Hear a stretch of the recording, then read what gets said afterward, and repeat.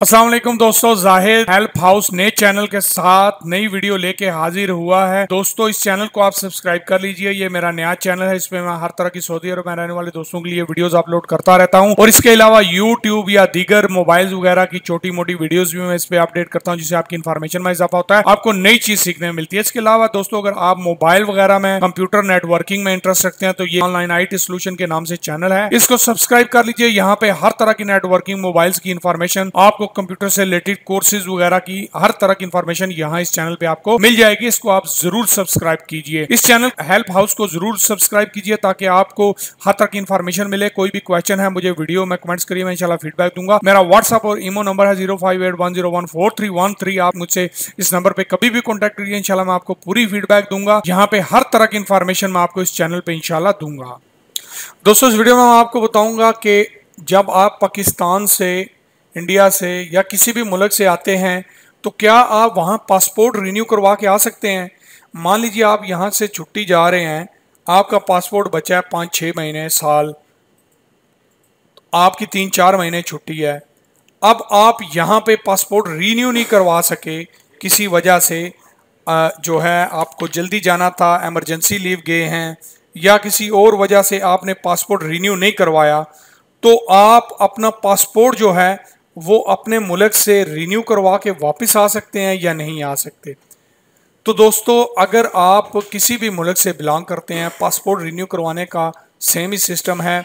जैसे पाकिस्तान में तकरीबन 8 महीने या 1 साल, मुझे क्लियर नहीं है, पहले आप पासपोर्ट जो है वो रिन्यू करवा सकते हैं, उसका कोई इशू नहीं है। इसी तरह जब आप छुट्टी जाते हैं आप अपना पासपोर्ट रिन्यू करवाइए।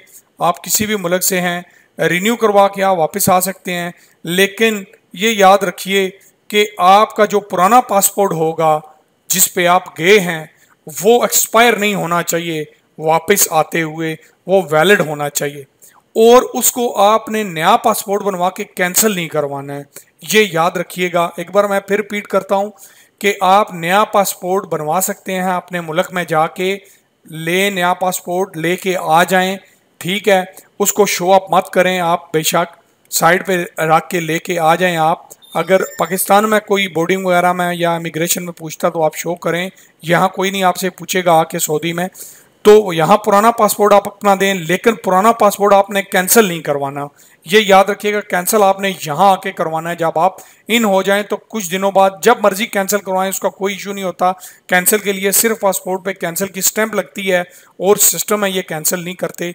मतलब वो जब नया बनता है तो वो जो भी उन्होंने अपडेट करना होता है वो कर लेते हैं, क्योंकि आपकी री एंट्री पुराने पासपोर्ट पे लगी होती है। तो जवाजात में यहाँ पे आपको पुराने पासपोर्ट पे शो अप हो रहा होता है जो डाटा होता है, इसलिए आप जब कैंसिल की स्टैंप लगवा लेंगे तो जब वो देखेंगे तो आपके लिए ये मसला बन सकता है।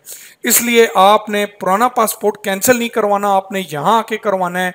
पासपोर्ट आप बनवा के ले आए, कोई भी मसला नहीं होता, उसका कोई इशू नहीं होता। यहाँ आके आप स्टैंप लगवा के कैंसिल करवा सकते हैं।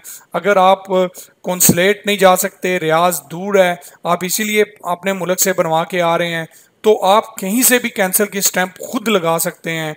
कहीं चले जाएं, किसी जो है मतलब कोरियर ऑफिस में चले जाएं, जरीर पे आपको शायद मिल जाए, या इस तरह कहीं से भी आप कैंसिल की स्टैंप अपने पासपोर्ट के फ्रंट पेज पे, दूसरे पेज पे लगा दें, 2-3 पेज पे लगा दें, बस वो आपका पासपोर्ट पुराना ख़त्म हो जाता है।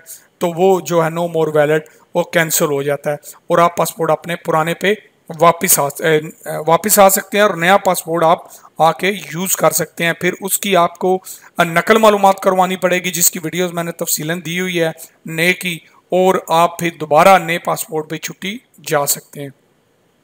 मैं उम्मीद करता हूँ आपको इस वीडियो की क्लियर समझ आई होगी, आपको पता चला होगा कि आप पासपोर्ट रिन्यू करवा के आ सकते हैं या नहीं। वीडियो को लाइक करिए, शेयर करिए, दोस्तों तक पहुंचाइए, चैनल को जरूर सब्सक्राइब करिए ताकि दूसरे दोस्त भी इससे कोई फ़ायदा उठाएं, नई चीज़ सीख सकें, नई नई चीज़ों का उनको भी पता चल सके। मिलेंगे नेक्स्ट वीडियो में, तब तक अपना और अपने साथियों का बहुत ज़्यादा ख्याल रखिएगा।